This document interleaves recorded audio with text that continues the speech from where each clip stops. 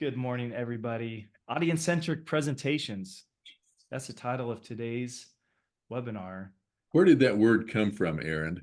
Great question.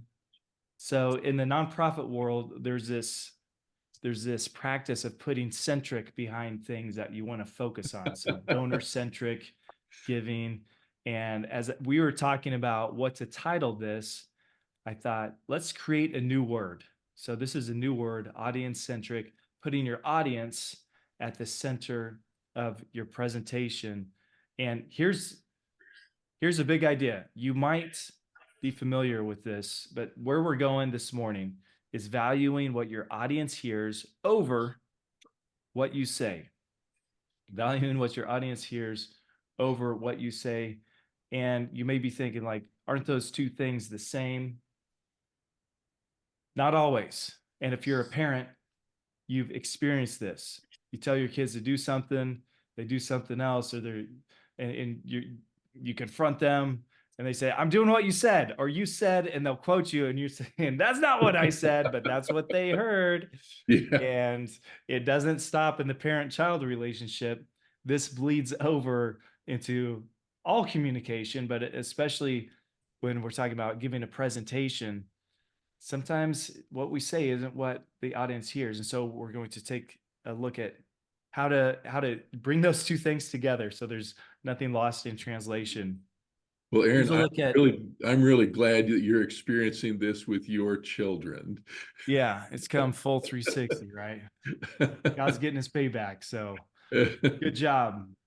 Well done, faithful servant.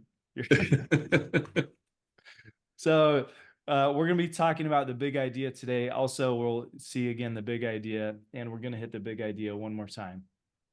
We always do a Q&R, question and response, and a top takeaway. So be thinking about what's the one or two things that really hit your heart, something that you think you can put into practice almost immediately. And of course, if you have questions, we'll give responses, maybe even some answers, but we don't commit to that. And we have some other things coming up. So that's where we're headed. But in the chat, we want to hear from you guys. I'm sure you've experienced this. You've gone to a presentation and it's been horrible. It's been terrible. So put in the chat, what makes a terrible presentation? What makes a presentation just awful? So, like, you're talking about real stuff? Real life experience here. Yeah, not hypothetical, but really, maybe it's, I hate to pick on the pastors, but I was one, so I get to pick on. Maybe it's a sermon at church. Maybe, TED Talk. They do a good job at filtering their people out.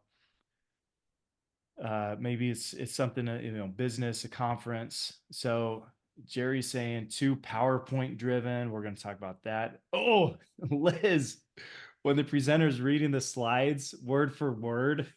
No, that's never happened. Oh my goodness. Yes. I'm so glad you said that, Liz. Somebody's Kent and I reading our notes. we were at a presentation a couple months ago and they did that. And it's like, I can read for myself, but you don't need to, this isn't story time. You don't need to read for them. Pam said, a person droning on and on about what they love and not addressing what the audience wants to learn. Yeah, Wow. that's it. Kristen said a low energy presenter. You picking on me, Kristen? Come on. Oh man, she's picking on me too. Okay, Kim said goes on and on and on, talking about what I'm not interested in, talking about themselves. Ooh, the self-talker. Yeah. Yes. And so I'm sure there's more that might come in. Aaron, I don't think 47 minutes is enough today. It's not going to be enough. We're going to have to rush through it. But here's a big idea for today. If you're a presenter, you want to, as you prepare and as you present, you want to value what your audience hears over what you're saying. And I'm guilty of this. Just the other day, I was on a phone call with Kent. And for those of you who don't know, Kent is my uncle's brother. And so we have a pretty good relationship. And if you're trying to connect those dots, because I value what you hear over what I'm saying, he's also known as my father, my uncle's father. It's just how closely do I want to be associated with him? And we're talking in our conversation went from business to personal, and I'm sharing a situation on my heart and just pouring my heart out on the phone. And eventually I was waiting for some sort of response, and it had been like 5 minutes. I was like, hello, are you there? And the call had dropped. And I don't know how long I was talking to nobody, but what was I doing there? I was valuing what I was saying, but clearly I wasn't valuing what my audience was hearing, because he wasn't hearing anything. The phone dropped, and I don't know how long it was. That's how that's how oblivious I was to my audience at that moment. And as we've already seen in the chat, speakers like that nobody likes. So I had to call back and go, I was talking by myself a long time. Where did the call drop? And I had to go back. But sometimes we do that when we communicate, whether it's with our staff, with with the audience, phone call with our children. So we want to value what our audience hears over what we're saying. And let me just give a little bit of context here Hey, as Aaron, we're before jumping you in. go there, Okay. before you go there, I was thinking about this morning. Previous slide, what your Previous. audience hears over what you say. And I saw this in living color last week. So let's see, last week you spoke twice at a national conference in Florida, and then later in the week, twice at another one in Seattle, right? Correct. So I wasn't in Seattle, but I was in Florida, and I got to observe both of those times where you spoke. And one of the things that I really admire that you modeled so beautifully is you're in the room, set up, ready to go, well in advance. And I watched you walk around the room and meet people and care about who they were, why they were there, what they wanted to get out of it. And I think if you're going to value what your audience hears, you start with the relationship, not a in-your-face presentation. So great job. Well, thank you. Thank you. Some context here. Most of what we're talking about today can apply to almost all communication situations, but there is a difference between this keynote talk and a technical training. So, for example, there's a software account that many of you may be familiar with, Bloomerang. It's in the nonprofit sector. It's a part of, donor management, volunteer management. Sometimes they'll have technical trainings, and they're teaching you how to do something. You may do this at work, how to use your intranet, how to use different software. You're teaching your employees or other people. Sometimes a technical training does require to break some of the rules that we're putting out today. So just the context, we're talking about delivering a keynote talk to an audience. Doesn't matter how big or small, but I just want to give that little disclaimer, give that context as we're jumping in today. Kent, talk to us about this next big idea. Less is more. What does that mean? Oh, yeah. So actually, a couple of thoughts along those lines, and I love the mention of Twitter. There was a time when Twitter was limited. What was it, 144 characters or something like that? I think 280. And if you're going to communicate, you had to distill your thoughts down to really compact. And here's one of the things that I've come to realize with every communication, and this isn't just every presentation, but whether it's a donor meeting, whether it's a conversation over the table, in every communication, we're going to leave the audience with either one of two responses. You ready for this? And one is, you've told me so much, I hope to never hear any of it again. Somebody used a term the other day called word vomit. Who's heard that term? Who has been the recipient of that? I mean, nobody likes it. It's terrible. But the audience is left with, I heard what he had to say, and I think he told me everything he knew, and I don't ever want to hear that stuff again. The alternative is, how interesting, I'd love to hear more. And in this scenario, there is no Goldilocks. Everything's just right. So think about this. One of those two impressions is what you're going to leave the audience with.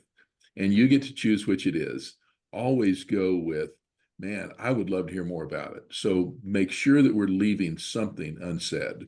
And actually, that kind of ties into another thing I wanted to just mention, Aaron, and that is if we're really going to connect with the audience and value what they hear, I would encourage us to be more conversational and less presentational.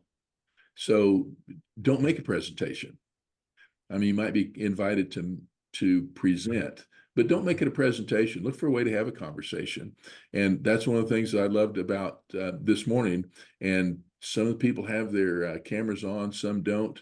But you know, see somebody on the screen, and it's an invitation, I think, to say hello to Jerry, a long lost cousin in Denver, Colorado, to be able to check in with Kim. And I don't know if you know this about Kim, but she's locked in an attic someplace in Kentuckiana. And anyhow, those nuggets are more important than probably anything else that we'll say. And so that's a conversation. It's not a presentation. And let's see, Aaron, what's next? We have a great quote that you had remembered. Oh my goodness. So just real quick, by show of hands on the screen, who knows the name John Maxwell? Oh, yeah. Yeah. He said the job of an educator is take something simple, make it complicated.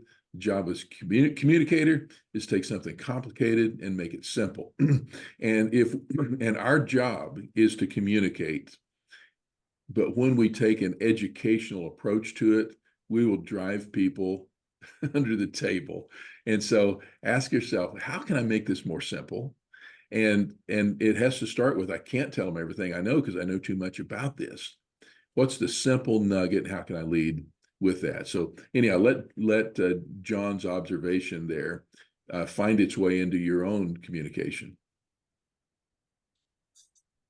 And so again, one of the ways that we can value what our audience hears over what we say is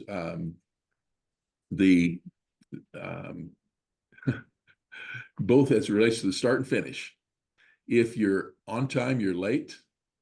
And if you're early, you're on time. And so, again, Aaron, kudos to you. One of the things that I noticed in your sessions last week, there were no technology glitches during the presentation. There were some technology glitches, but they got out of the way before people showed up. And so that didn't eat into your time. And you just talked this morning about how you manage that even on today's webinar. The finishing up, you and I did a joint session, and I'm going to say I fell short on that because I always want to finish at least 5 minutes early so that people feel free to hang out and talk with each other and engage after the presentation is over. So anyhow, that's another one of those ways that we really value what they're hearing is we leave time for them to process it, both directly and indirectly. I'm just curious, real quick, again, by show of hands, who's familiar with the name Edgar Dale and this cone of learning? Okay, got a couple of us. And so his research asked the question, 2 weeks after we've heard a presentation, what do we remember? And here's what his research tells us. If we read it alone, we're likely to remember that 10% of that 2 weeks later. Think of it, 10%. Wow, that's not much. What we hear is 20%. What we see bumps up 30%. If we see and hear, think about this, we can retain half of it for 2 weeks. But look at what happens when we say. We're more likely to remember what we say than what we hear. 70% of it, 2 weeks later, we're going to be able to recall that. And if we say and do, put some action behind the voicing of it, it bumps all the way up to 90%. And so those top four categories, those are passive forms of learning. The bottom two are active. And so, again, if we really want to focus on the retention in our audience for them to have something to think, something to feel, something to know, something to do. We want to have an opportunity for them to say, and ideally even say and do. And it's a bit limited today, but we've already got a start of it because several of you, when invited, you went to the chat room, the chat box, and you actually did some keystroking. You shared your thoughts. We hear those. Later on, we're going to circle back to that. We're going to ask each of you to share what's one top takeaway. And again, that's both a say and do. So those are some other ways that we can really deliver on that big idea. Valuing what your audience hears over what you say. One of the reasons we continue to come back to this big idea is when you're giving a keynote presentation or having a large group communication, as Kent was saying, communicate instead of just present. It's easy for us to want to have 3 main points or 5 main points. Again, my background is in the church world. Pastors are notorious for that 3-point sermon.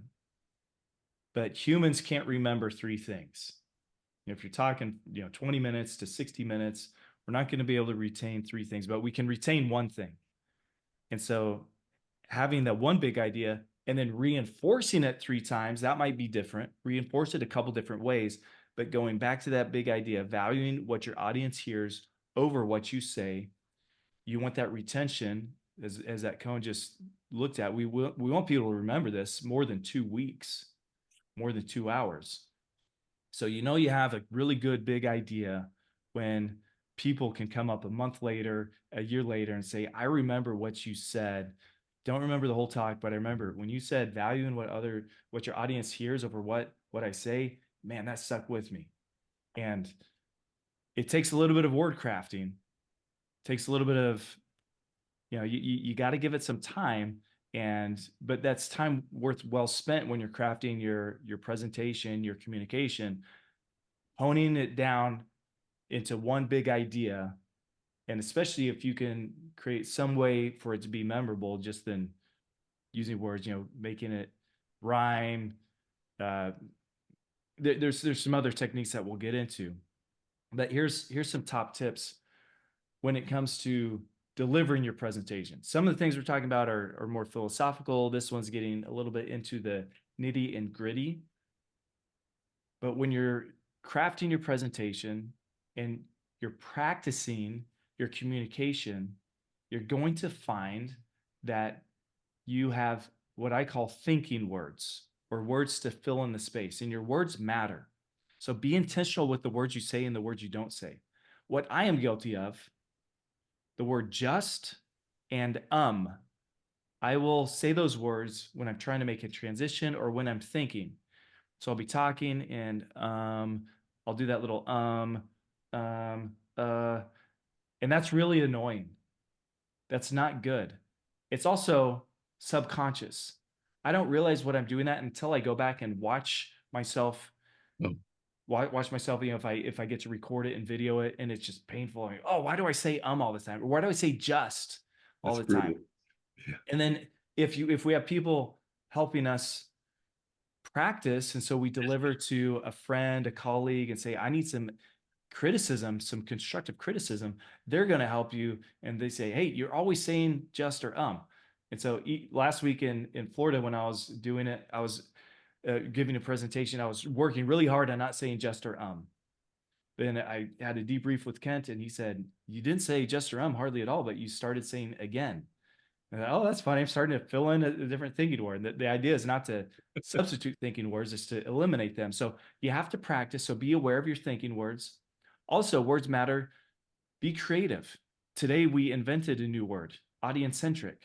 So if you create a word that's simple or maybe catchy, makes a point, that's really good. And also use your words to connect the unconnected, the seemingly unconnected. Sometimes there's these 2 different ideas that you want to bridge together. They may have a connection in your mind, but the audience may not see the connection. To help them realize the connection.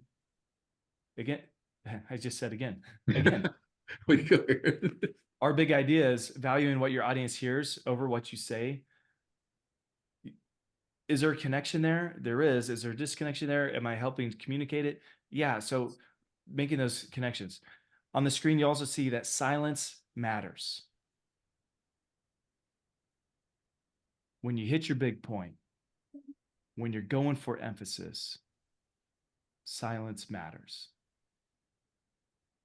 You can pause and give that little space, and it creates a huge dynamic.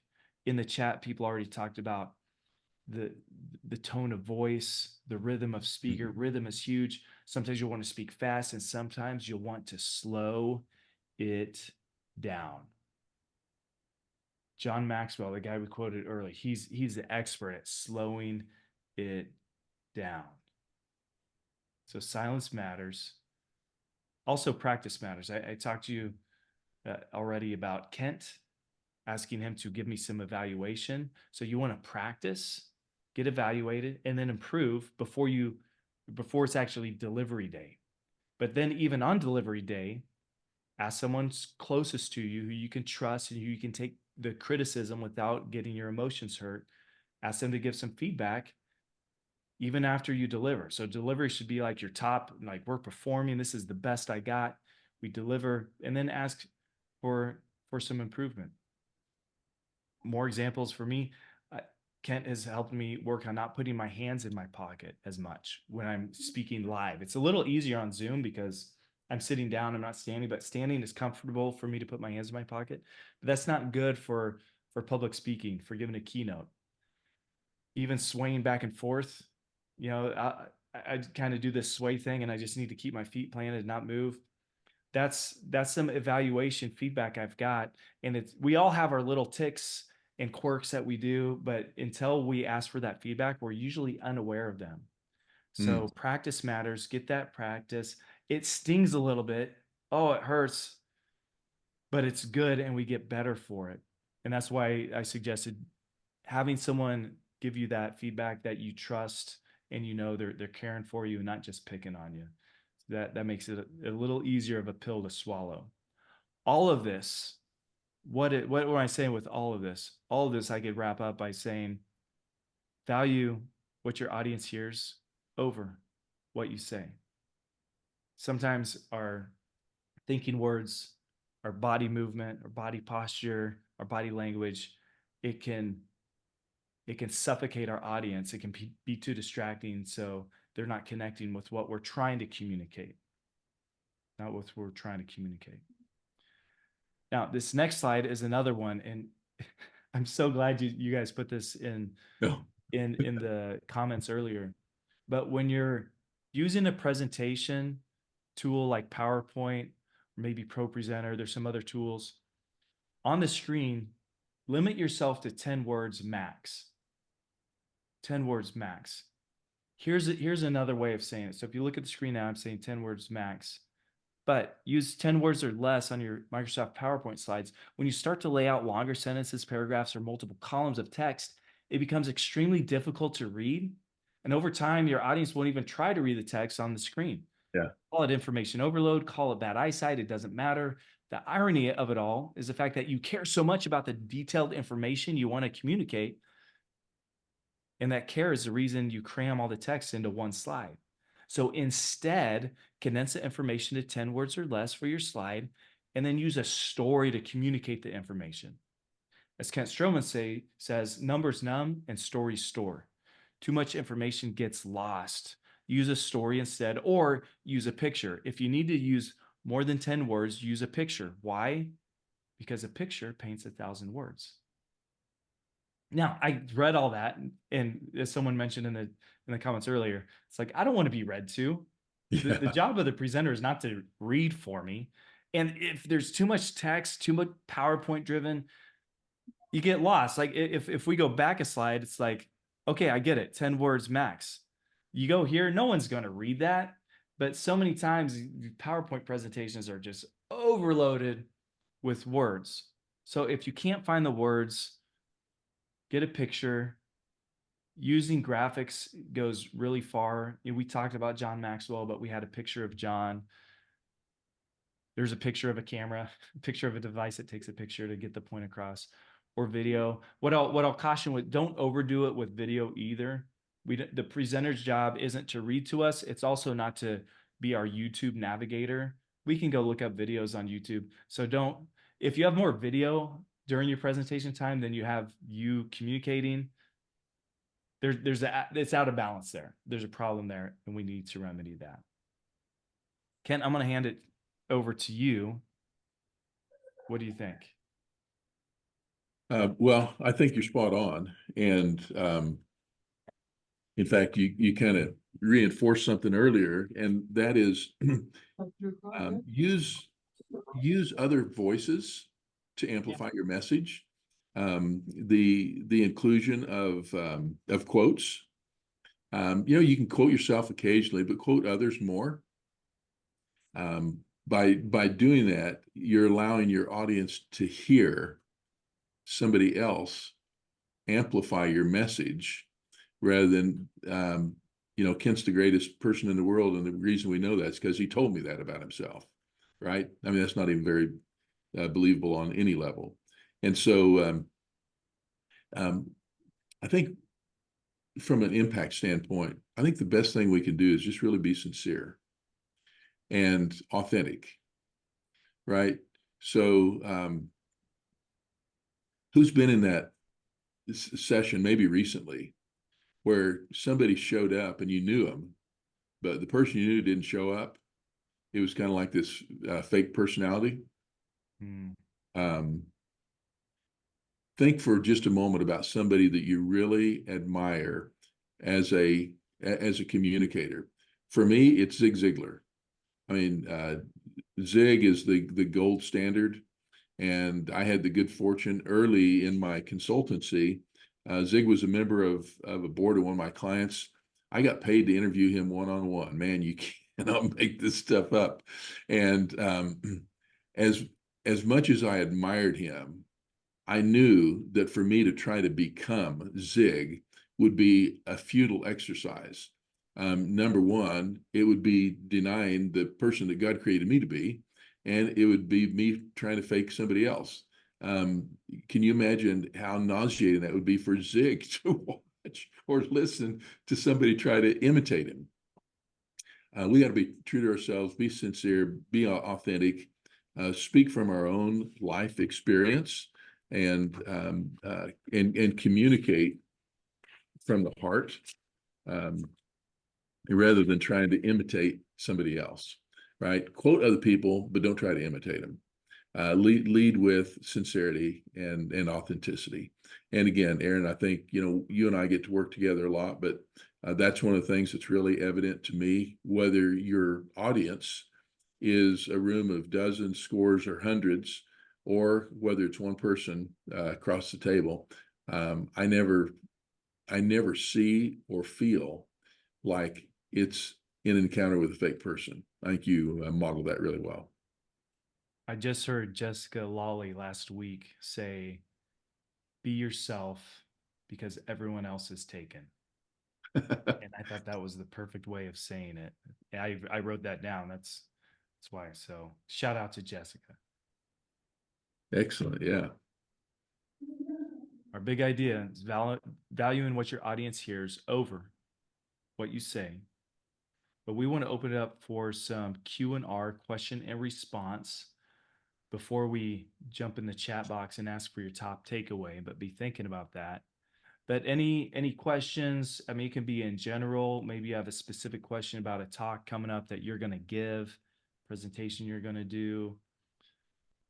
Any questions from the audience? We're trying to practice what we preach and engage. Oh, hey, Kim's got one. Kim.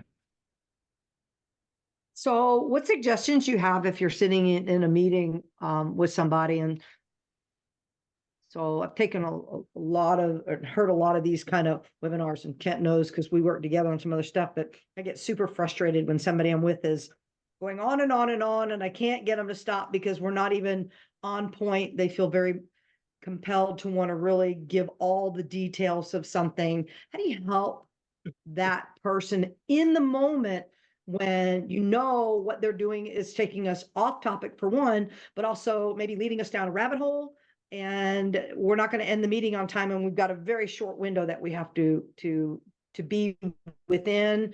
I'm guilty of being that presentation kind of person, like here's how it goes.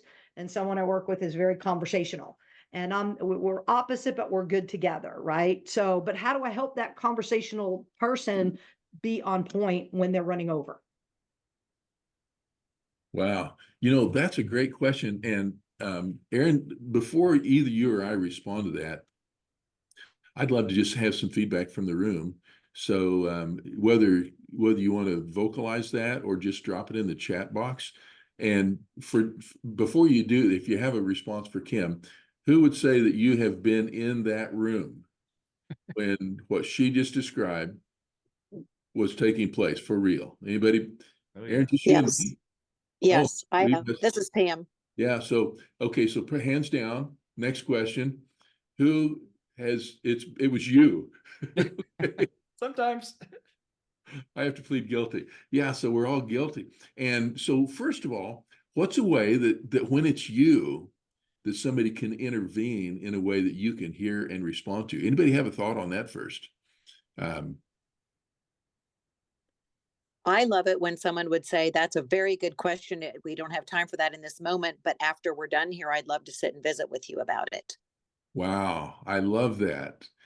It's non-confrontational. Mm-hmm. It's not diminishing somebody. Mm-hmm. It's validating it, but gives us an opportunity to take it off. Okay. Yeah. Somebody else.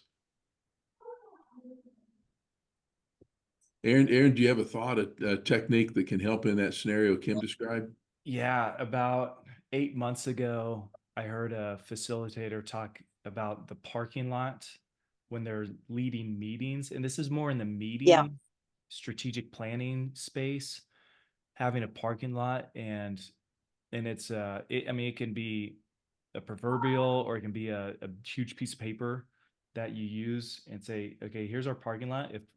If we're going to, if something comes up that's important but not relevant to this meeting, we're going to put it in the parking lot and visit it later. And so they'll write it down literally on this piece of paper. It's called parking lot.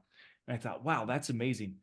The funny thing was, I was reading this really old book on facilitation, group facilitation, and they had the parking lot in there. And I guess this is an idea from back in the 70s. I don't know. It's nothing new, but it was new to me.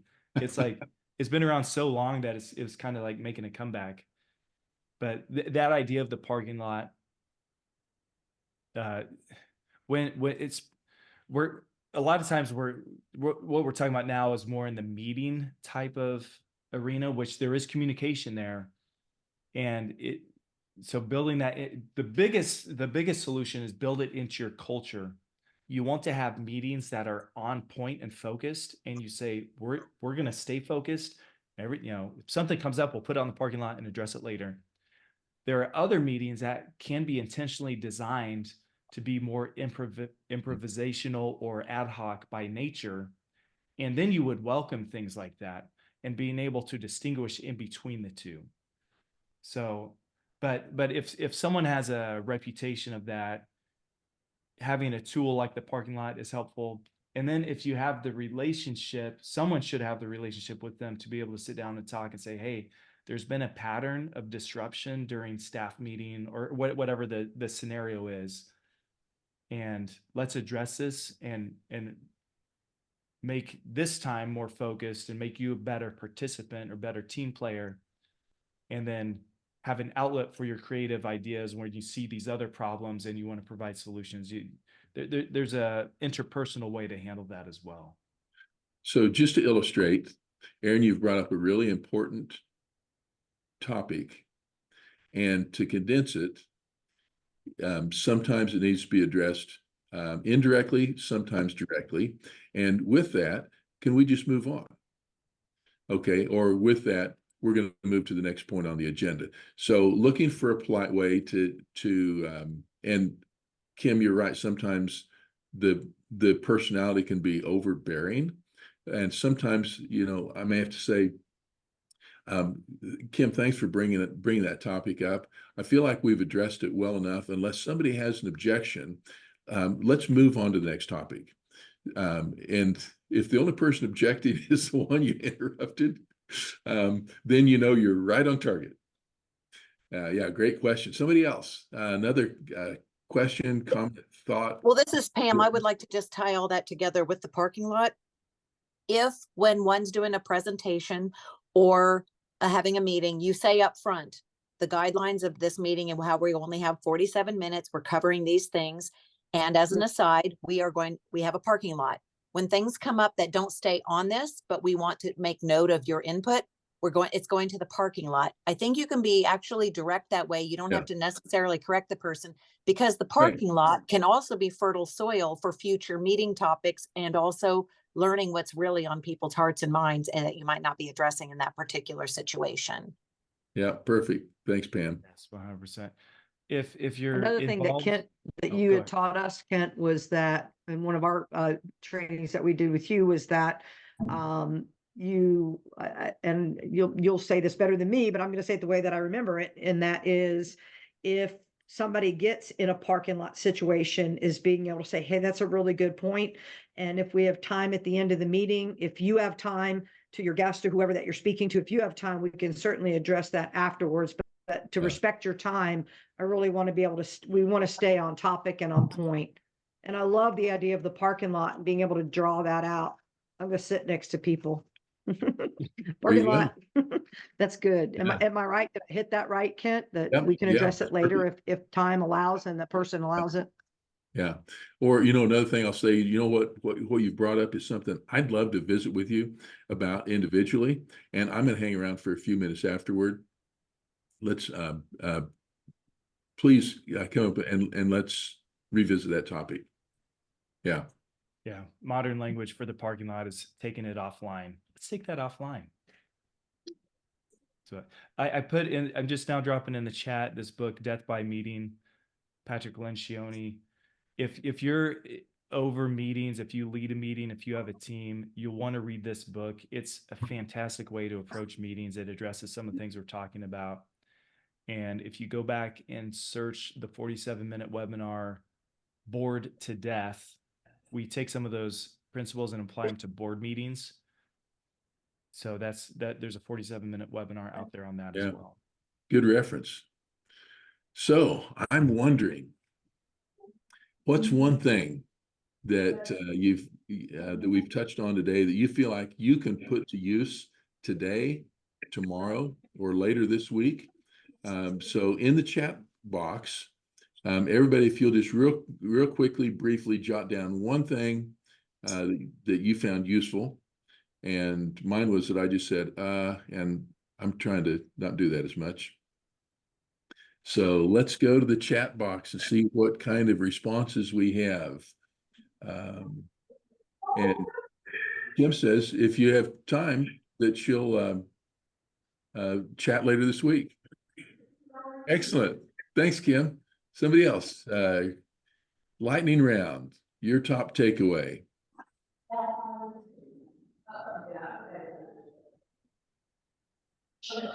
In the message box. And while you're doing that, somebody said, the early presentations meet the audience to understand their needs and expectations. Thank you, Steve. Love that. Steve, it's funny, if you do that, you can be a bad, like, I don't think I'm a great speaker, but because I shake hands and get to know people, hear them, they think I'm a great speaker. That relationship piece goes so far. Yeah. And let's see, Darla says, emphasis on use of silence, especially powerful in one-on-one discussions, also in presentations. Absolutely. Yeah. Liz said, I like knowing that I need to make sure I have people participate, see, hear, say, do, all that. So they take away 9% of the message. Again, that's huge. It is huge. Yeah. Thanks for emphasizing that, Liz. I got a direct message that said one idea, not three, or one big idea instead of having three points or three ideas. Yeah, Kim says, I love leaving something unsaid, so they want to hear or learn more. Yeah, definitely that. Oh, Joan, make your own words. You-centric. I would benefit by thinking your experience-centric conversations. Or, yeah. Aaron, kudos to you for making up that word, audience-centric, and you trademarked it or copyrighted it. I can't wait to see where all you take that one. Yeah, it was fun. Get a little creative, put into practice what we're trying to teach.